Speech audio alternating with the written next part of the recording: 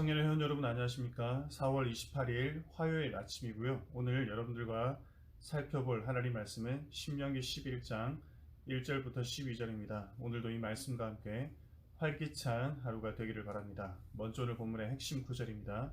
10절 내가 들어가 차지할 땅은 내가 나온 애굽 땅과 같지 아니하거니와 너희가 파송한 후에 발로 물대기를 채소밭에 댐과 같이 하였거니와 11절입니다.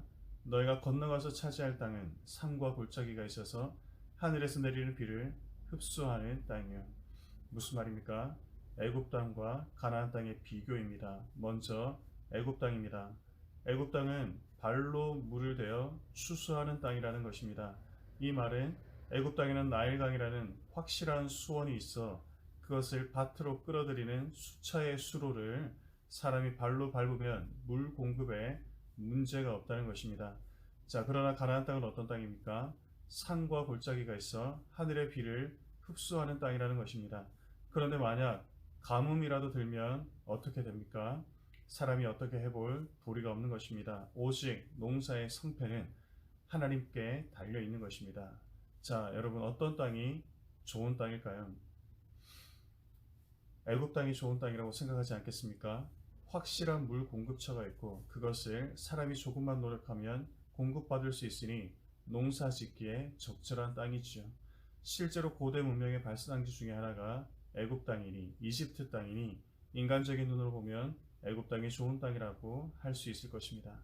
자, 그러나 여러분 정말 애굽 땅이 좋은 땅일까요? 얼핏 보면 그렇게 보이지만 조금 더 생각하면 과연 그럴까 의문이 듭니다. 왜냐하면 거기에는 하나님이 보이지 않기 때문입니다. 거기에는 하나님의 도우심이 필요 없어 보이기 때문입니다. 결국 사람의 노력과 인간의 지혜만 있으면 뭐든지 된다는 타락의 가능성이 더 커 보이는 것이죠. 자, 그러나 가나안 땅은 어떻습니까? 하나님이 반드시 있어야 합니다. 하나님의 도우심이 없이는 살 수 없는 곳입니다. 하나님의 다스림과 인간의 순종을 통해 만들어가는 나라인 것이죠. 이는 마치 범죄하기 전, 타락하기 전 에덴 동산 같기도 합니다. 타락 이전의 에덴, 하나님의 다스림과 인간의 순종을 통해 이루어지는 완벽한 나라, 그 나라의 이미지를 가나안 땅이 보여주는 것입니다. 자, 이제 이 말씀을 우리에게 적용해 봅시다. 여러분은 어떤 땅을 추구하며 살아갑니까? 어떤 가치, 어떤 삶의 방향을 추구하며 살아갑니까? 여러분, 우리의 삶의 방향이 가나안 땅이기를 바랍니다. 하나님의 도우심과 인간의 순종이 공존하는 것, 때로는 작은 결핍이 있지만 하나님의 도우심으로 채워지는 것, 그러기에 더 하나님을 의지하는, 하나님 없이는 설명이 불가능한 그런 삶의 방향을 추구하는 우리 모두가 되기를 주님의 이름으로 간절히 축복합니다. 잠시 기도하겠습니다.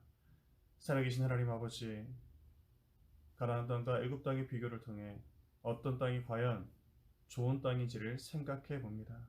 모든 것이 갖춰진 완벽한 나라지만 하나님 없는 애굽 땅과 같은 나라가 아닌 오직 하나님 없이는 설명이 불가능한 가나안 땅의 삶을 추구하며 살아가게 도와주옵소서. 때때로 결핍이 있지만 그 결핍을 채우시는 하나님의 역사, 하나님의 기적을 경험하며 주님과 동행하는 삶을 살아가는 그런 삶의 방향을 추구하는 우리 모두가 되게 하여 주옵소서. 오늘도 청년들 각자의 삶에 하나님께서 간섭하여 주셔서 눈동자같이 저들을 지키시고 보호하여 주시고 하나님의 인도하심이 풍성한 삶을 살아가는 복된 하루 되게 하여 주옵소서. 예수님 거룩하신 이름으로 기도합니다. 아멘.